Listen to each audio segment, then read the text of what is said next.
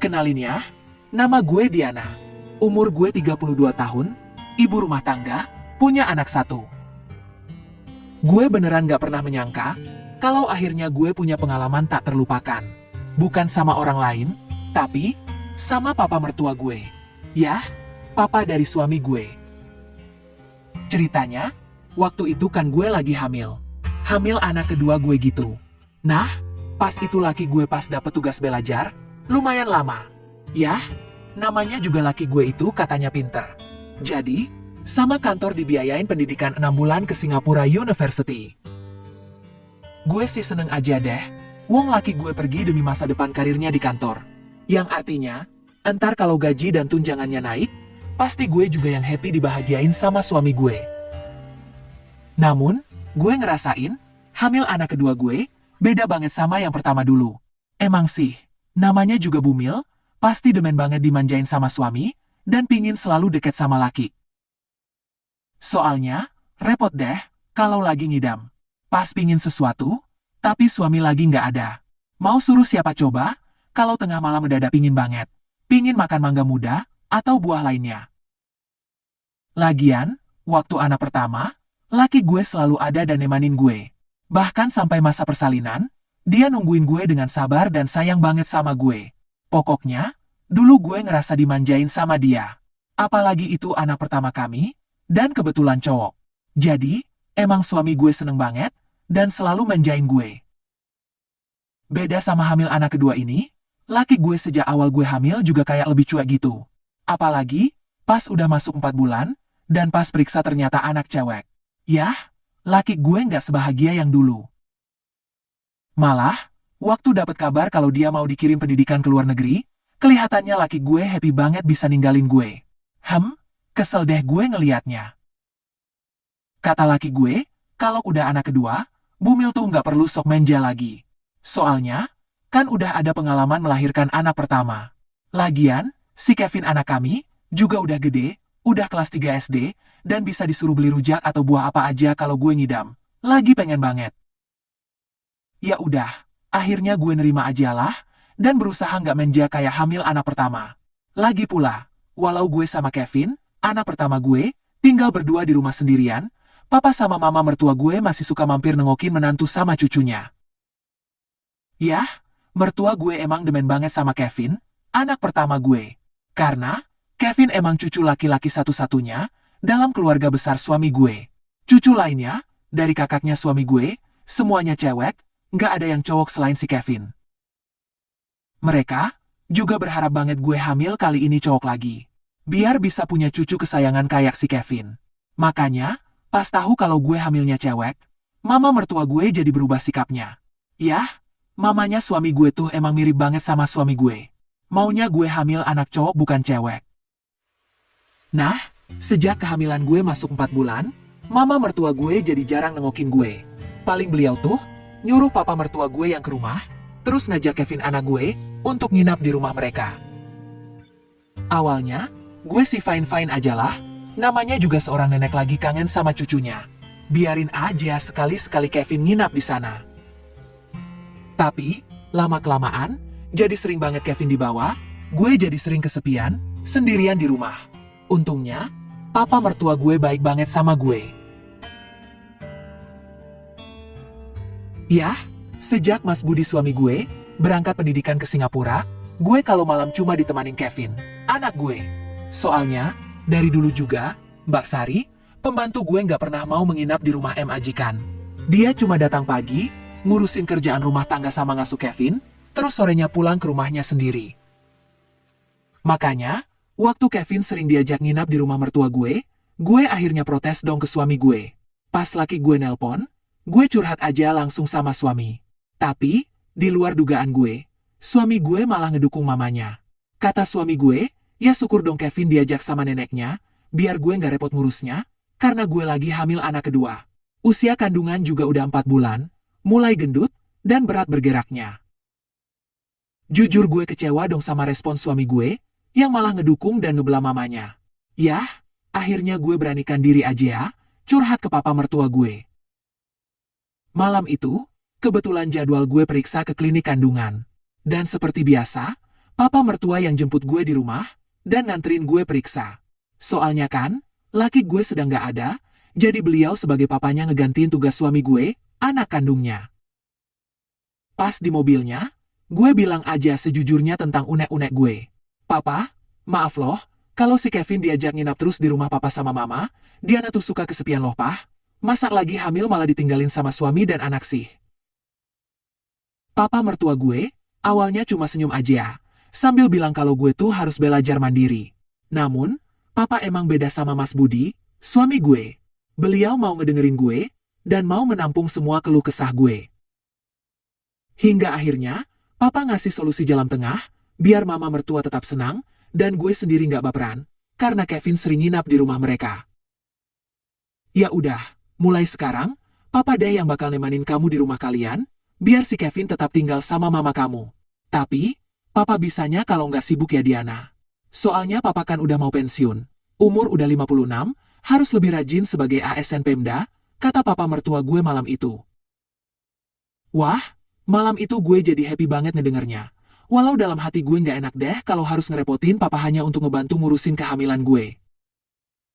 Tapi Pah, apa mama nggak marah kalau papa malah nemenin Diana? Entar mama malah makin nggak seneng sama Diana.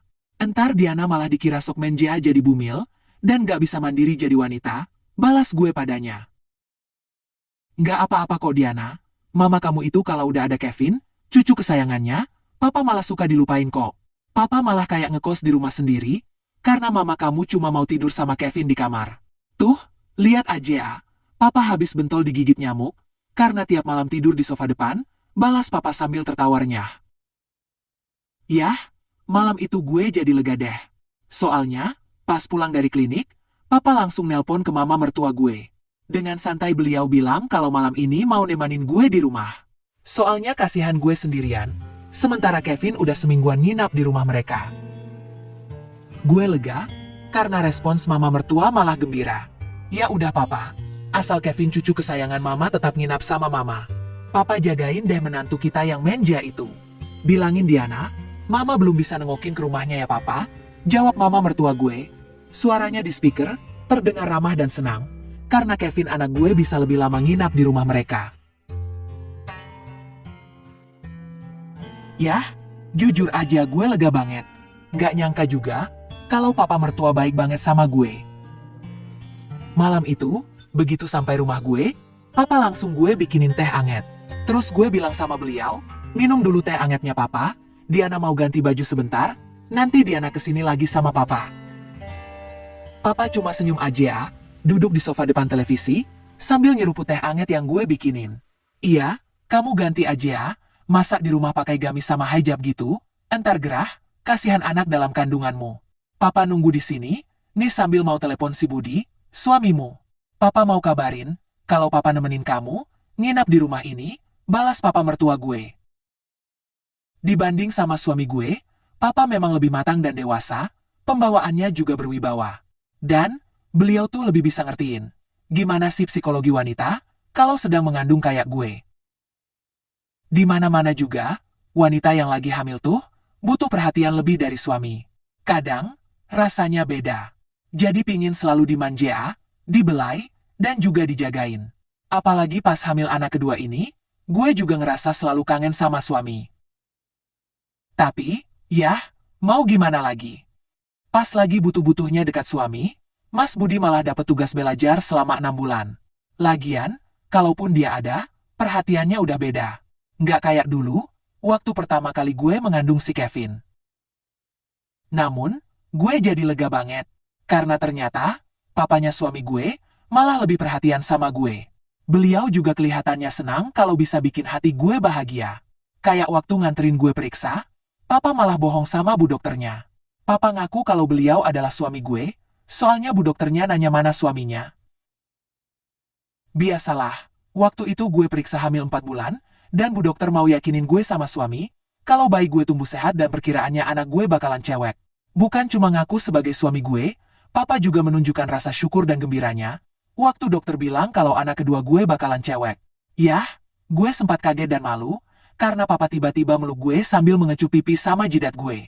Katanya, makasih yang sayang, anak kita cewek, Pasti nanti bakal secantik kamu, ibunya, ujar papa. Dalam hati, gue malu banget. Lagian papa ada-ada aja ya, pakai bohong segala, sambil mencuri peluk cium ke gue, menantunya. Padahal kan, waktu itu masih ada bu dokter yang ngeliatin. Cuma ya, gitu deh. Anehnya bu dokter percaya aja ya kalau papa itu suami gue. Soalnya, walau usia papa udah kepala 5, tapi penampilan papa tuh trendy. Jadi ya, kelihatan papa tuh jauh lebih muda dari usia sebenarnya. Papa emang beda banget sama Mas Budi, suami gue. Di usia 56, papa masih sangat bugar. Masih terlihat gurat ketampanan di wajahnya, badannya juga masih bagus. Papa orangnya tinggi dan tegap, dengan bahu yang sangat kokoh. Mungkin karena papa tuh rajin olahraga, dan gaya hidupnya juga sehat. Jauh beda sama Mas Budi, suami gue. Baru juga usia 35, tapi badannya melar, perutnya buncit, dan Mas Budi juga suka minum dan merokok. Kadang, kalau ngelihat papa mertua sama suamiku lagi berdua, banyak yang mengira kalau mereka itu kakak beradik, bukan bapak dan anaknya. Makanya, waktu periksa itu, bu dokter percaya aja kalau papa itu emang suami gue, bukan papa mertua gue. Tapi, karena papa pura-pura jadi suami gue jadi malu banget. Rasanya jadi baper sama perhatian papa yang begitu sayang sama gue. Malam itu, udah jam 9 malam waktu kami sampai ke rumah. Gue ganti pakaian, soalnya nggak nyaman kalau pakai gamis hamil dan hijab. Cuma, gue malah bingung mau pakai gaun yang mana. Gak tahu juga, gara-gara papa MUG gue makin cantik kalau sedang mengandung, gue jadi pingin tetap tampil menarik di depan papa mertua gue. Yah, akhirnya gue pakai gaun tidur, yang biasanya paling disukai sama suami gue. Gaun daster pendek, warna biru laut, kainnya juga lembut. Enak dipakai karena berasa adem, dan juga nyaman banget untuk gue yang lagi hamil. Sambil gue ganti baju di kamar gue ngedengerin papa nelpon suami gue. Yah, papa mau ngabarin aja kalau malam itu beliau nginap di rumah, mau nemanin gue, karena Kevin anak kami masih nginap di rumah neneknya. Beda kalau papa nginap di rumah kakaknya suami gue yang cewek, beliau nggak ngabarin suaminya, karena papa kan bapak kandung kakaknya suami gue yang cewek. Gue ngedengerin di kamar, sambil gue berkaca depan cermin di dinding kamar. Papa kedengaran nelpon, tapi kayak susah nyambung. Hanya bilang, halo Budi, terus berhenti. Lalu, kayak nelpon lagi, tapi baru juga ngomong halo Budi, udah diam lagi, seperti telepon suami gue susah dihubunginnya. Pas gue keluar dari kamar dan nyamperin papa di sofa ruang tengah, gue tanyain, gimana pah, udah ngabarin Mas Budi kalau papa nginap di sini? Tanya gue, sambil duduk di ujung sofa di dekat papa. Dan, saat itulah papa kayak nggak jujur sama gue. Papa udah coba nelpon Budi, tapi susah nyambungnya Diana, mungkin suamimu udah istirahat ya di sana, balas papa. Oh, ya udah pah, coba Diana yang nelpon dia ya. Tumben masak jam segini Mas Budi udah tidur, kata gue. Namun pas gue mau nelpon suami pakai HP gue, papa dengan cepat menarik tangan gue, kayak ngelarang gue nelpon suami gue. Yah, harusnya gue emang nurut sama papa dan gak usah nelpon suami gue. Soalnya, papa gak mau hati gue tersakiti. Soalnya, pas papa nelpon suami gue, suara di seberang yang ngangkat telepon suara wanita. Dan, jelas itu bukan suara gue, karena suami gue kan lagi tugas belajar di Singapura. Tapi, yah, mungkin itulah cara Tuhan nunjukin ke gue kalau Mas Budi, suami gue, udah mulai menduakan gue sebagai istrinya. Tanpa menghiraukan papa, gue tetap aja nelpon suami, hingga akhirnya gue sendiri yang denger, yang ngejawab gue ternyata suara wanita. Katanya, maaf ya, Mas Budi udah tidur, mungkin lelah banget. Apa ada pesan? Nanti saya sampaikan ke Mas Budi, kata suara wanita itu. Gue langsung sedih dan kecewa banget. Apalagi wanita itu ngakunya istri Mas Budi, mereka baru aja nikah dan sedang bulan madu di Singapura. Nggak tahu deh, malam itu perasaan gue jadi campur aduk, pikiran gue jadi kemana-mana. Gue cuma bisa nangis. Untungnya, malam itu ada papa mertua gue yang kebetulan nginap dan mau nemanin gue. Jadi, gue masih punya bahu untuk bersandar, dan masih punya seseorang yang berusaha nenangin kesedihan gue. Makanya Dinda, papa ngelarang kamu nelpon Budi suamimu, karena papa nggak mau kamu jadi sedih mendengar suara wanita itu, kata papa. Beliau berusaha nasehatin gue supaya bersabar, karena takutnya malah berpengaruh sama kandungan gue kalau gue nangis terus dan larut dalam kesedihan gue. Yah, Papa memang lelaki yang spesial di hati gue. Malam itu, Papa mendekap gue, dan Papa berhasil mengusap air mata gue. Sebenarnya, gue udah nggak kaget sama kelakuan Mas Budi, suami gue. Dulu, waktu hamil Kevin, anak pertama kami, dia juga seperti itu. Pas kehamilan gue mulai tua dan mendekati masa persalinan, Mas Budi malah sering ninggalin gue. Alasannya sih sibuk dan banyak kerjaan di kantornya. Tapi, lama-lama dia sendiri yang ngaku, kalau dia tuh butuh pelampiasan.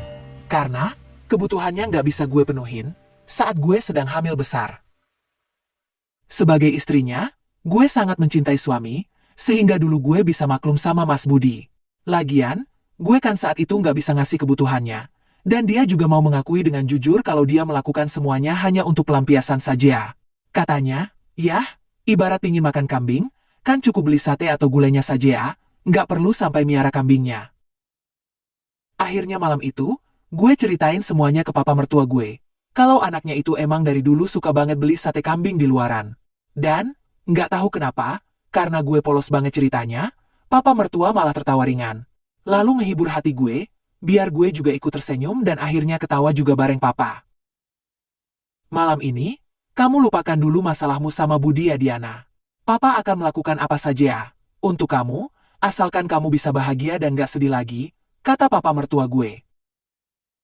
Yah, akhirnya gue bilang ke papa, kenapa sih Pah, laki-laki itu selalu egois kayak Mas Budi.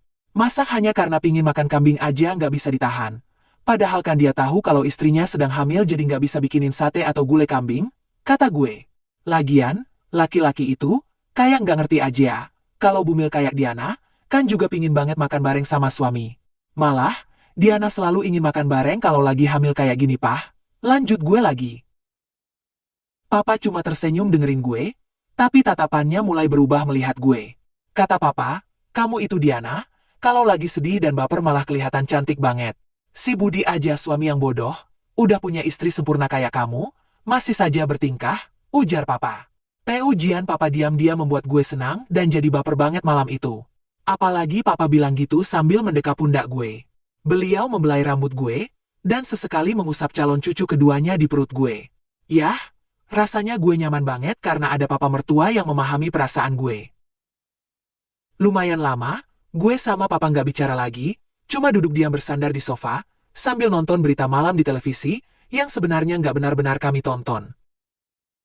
Hingga akhirnya, gue tanpa sadar bertanya ke papa, Pah, apa papa juga sama kayak Mas Budi, masih doyan makan kambing? Papa sempat kaget mendengar pertanyaan gue, tapi akhirnya dia malah tersenyum penuh makna ke gue.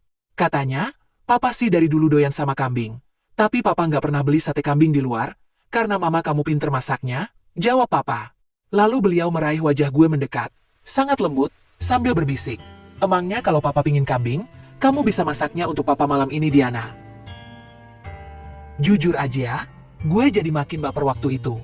Jadi gue nggak bisa ngejawab papa.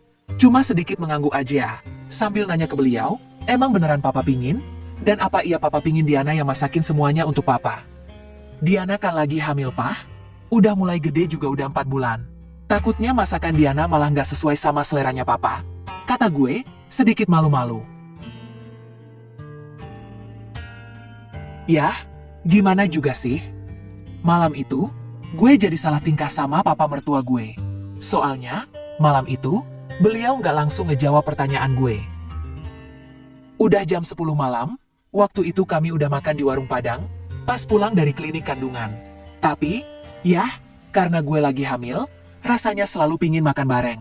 Cuma, gue kan malu deh sama papa, kalau gue harus bilang, dan minta duluan sama beliau. Iya kalau papa suka sama yang gue tawarin, kalau beliau nolak dan gak berselera sama masakannya gue, kan gue bisa malu seumur-umur. Sebagai menantu, gue bisa dianggap melunjak, udah beraninya, nawarin masakan gue ke papa mertua sendiri. Namun, gue akhirnya lega. Papa emang gak ngejawab, apa beliau mau apa enggak, makan bareng gue. Tapi, papa ngejawabnya dengan sebuah tindakan nyata, yang bikin gue makin baper jadinya. Kamu gak usah sungkan dan malu sama papa Diana, lagian papa tahu kok kamu lagi sedih dan kesal banget sama Budi suamimu. Papa juga ngerti kok, gimana rasanya kalau bumil kayak kamu, lagi pingin dan lagi ngidam, pasti gak bisa nahan kalau kepingin apapun, kata papa. Lalu, gue nggak bisa ngehindar lagi deh.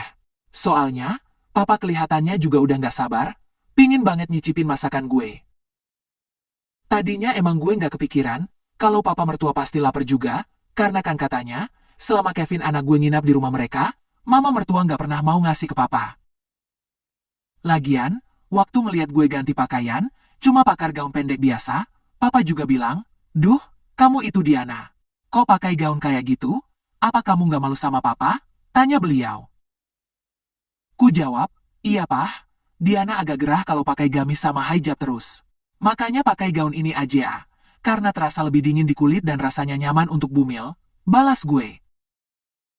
"Ya udah," kata papa. "Tapi, apa kamu nggak malu sama papa?" Tanya beliau lagi. Pas itu, gue ngerasa papa ngeliatin ke gue kayak beda gitu deh.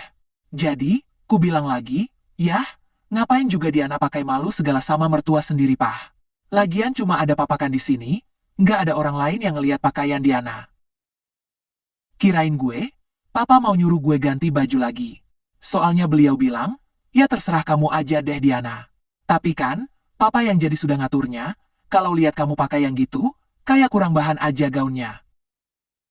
Tapi, papa juga nggak nyuruh gue ganti lagi. Malam itu, gue akhirnya bisa memahami papa mertua gue juga. Yah, gitu deh. Gue sendiri nggak ingat bener, siapa yang mulai duluan. Yang jelas, malam itu gue bahagia banget, karena papa ternyata baik banget sama gue. Papa akhirnya mau nemanin gue makan barengan. Beliau juga lahap banget, nikmatin sate kambing sama gulai yang gue sajikan untuknya. Gue tuh rasanya seneng banget deh. Ternyata papa suka sama masakan gue. Beda sama suami gue, papa tuh orangnya santai dan gak suka buru-buru. Dan, selalu memuji, setiap kali nikmatin sajian gue. Bikin gue tambah baper banget sama papa. "Gimana pah? Apa enak apa nggak masakan Diana? Diana kan lagi hamil pah. Malu kalau masakannya kurang sedap untuk papa?" Tanyaku. "Kenapa harus malu si Diana? Papa malah doyan lo sama punya kamu.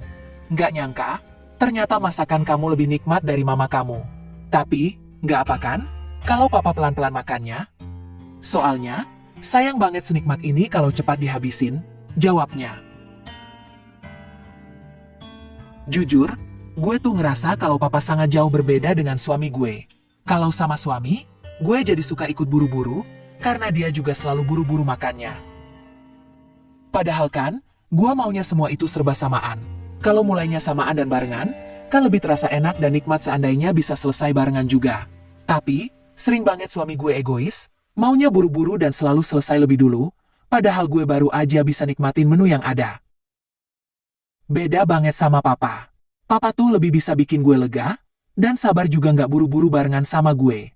Malah sambil nikmatin semuanya, papa masih sempat bisikin gue, "Kita samaan terus ya Diana, biar kamu bahagia. Sebaiknya selesainya barengan, jangan ada yang duluan, lagian kita kan nggak lagi balapan. Iya kan?" kata papa. "Yah, namanya gue lagi nikmatin, jadi cuma gue jawab singkat, 'Iya.' Ah, pah, terserah papa ya. Yang penting apa yang Diana kasih papa suka, dan bisa bikin papa bahagia," balas gue. Akhirnya, malam itu lumayan lama, gue sama papa mertua. Pas gue lihat jam gak terasa udah jam 12 malam. Rasanya cepat banget, gak terasa tadi baru jam 10, taunya udah jam 12 malam tanpa terasa. "Makasih ya Diana, kamu tuh udah bikin papa bahagia banget, gak nyangka papa bisa makan bareng sama kamu. Papa juga gak nyangka, kamu pinter banget masaknya," kata papa. Beliau bilang gitu sambil mengecup pipi sama jidat gue. Lalu, kembali duduk bersandar di sofa, sembari tangannya membelai rambut gue yang agak basah karena keringetan. "Iya pah, makasih juga papa. Diana bahagia banget malam ini, karena papa udah mau nemanin Diana. Diana suka loh pah, karena papa ternyata masih lahap banget makannya, nggak nyangka papa doyan sama masakan Diana ih," balas gue. Gue bangkit dari sofa sambil ngerapiin gaun gue yang agak kusut. Terus gue bilang ke papa, "Kalau papa belum ngantuk, Diana bikinin teh ya, atau kopi? Papa mau pilih yang mana pah?" tanya gue. Suara gue agak bergetar, karena malu juga sih, nggak nyangka udah bisa ngasih papa mertua. Papa cuma senyum, sambil menatap gue penuh perasaan. "Udah nggak usah repot Diana, apa kamu nggak capek? Baru aja makan bareng papa. Tapi kalau emang kamu mau ke dapur bikinin papa minum, Kayaknya papa pingin wedang jahe anget aja deh. Biar papa kuat begadang hihihi, balas papa mertua gue. Nadanya sedikit bercanda, sedikit serius, bikin gue tambah baper deh rasanya. Yah, gitu deh. Akhirnya malam itu gue ngerasa bahagia, walau gue sebenarnya lagi kesal banget sama suami gue, yang diam-diam udah tega menduakan hati gue. Padahal dia kan tahu, kalau gue tuh lagi mengandung anak kedua kami. Sejak malam itu, gue jadi nggak kepikiran lagi sama Mas Budi, suami gue yang lagi tugas pendidikan di Singapura. Lagian, kata papa mertua, gue nggak boleh sampai sedih dan kesal sama suami. Takutnya kondisi batin gue berpengaruh sama kandungan gue yang makin lama makin besar. Papa juga makin perhatian sama gue, dan selalu mampir ke rumah untuk nengokin gue, tiap kali beliau pulang kantor. Malah, papa mertua juga jadi sering nginap di rumah untuk nemenin gue, terutama kalau Kevin anak gue dibawa neneknya menginap di rumah mereka. Tentu saja ya, tiap papa nginap nemenin gue, pasti deh malamnya gue kasih papa masakan gue, yang katanya spesial dan sedap banget rasanya, sesuai sama selera papa. Yah, pengalaman kisah gue sama papa mertua, emang udah 3 tahun berlalu. Tapi, itu kenangan yang gak bakalan bisa gue lupain begitu saja. Dan, seperti ada sebuah keajaiban bagi rumah tangga gue sama Mas Budi. Karena beberapa bulan kemudian, gue ngelahirin anak kedua, ternyata anak gue yang kedua cowok juga kayak Kevin, kakaknya. Heran juga kan? Padahal pas USG dan periksa ke klinik, bu dokternya selalu bilang anak gue bakalan cewek, karena alat USG selalu tepat. Tapi, kok pas lahiran, anak gue malah cowok. Makanya, pas pulang pendidikan, Mas Budi, suami gue, jadi senang bukan main karena anak kami cowok lagi. Juga dengan mama mertua gue, dia bahagia banget bisa punya cucu cowok lagi kayak Kevin, cucu kesayangannya. Yah, gue juga heran sih, kok bisa gitu? Namun kalau ingat kebaikan dan perhatian papa mertua gue, pas gue lagi sedih ditinggal jauh sama suami waktu lagi hamil. Mungkin karena itulah doa gue dikabulkan supaya anak gue cowok lagi. Biar gue makin disayang suami, dan juga disayang sama mama mertua gue. Kalau papa mertua sih, nggak perlu ditanya lagi. Beliau gembira banget karena dapat 1 cucu lagi dari gue dan Mas Budi. Malah papa pernah bilang ke gue, kalau tahu gini, rasanya papa pingin deh kamu hamil lagi Diana. Yah, papa emang pinter banget deh bikin menantunya jadi baper. Yah, sekian dulu ya cerita dari gue. Semoga kisah gue bisa dipetik hikmahnya. Sebab mau cowok apa cewek, yang namanya anak itu rejeki dari Tuhan. Jadi, ia harus tetap disyukuri dan dirawat dengan penuh kasih sayang, sebagai orang tuanya.